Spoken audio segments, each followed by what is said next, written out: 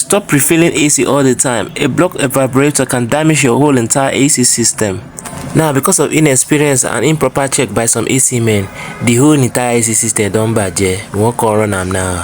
Follow us. Alright, but so every component, this is the evaporator. You can see HBS original. This is the condenser. HBS. You can see original highest quality. So this is oil for the compressor. Then gas, the compressor. And this is for flushing gas. So you can see you need a lot of materials.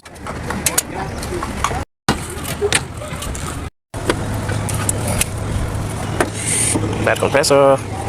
New manual compressor to be installed on this Corolla 2014.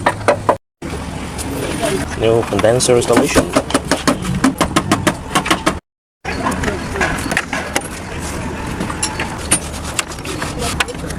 How to remove the evaporator now? Let's remove the evaporator. This is the casing. Sign up package. You can see the oil inside the casing. You want to wash this one and fix new one back.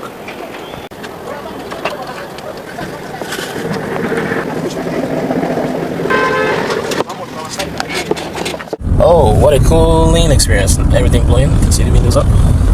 Yeah, it's chilling now. Might be able to cause thanks to the world.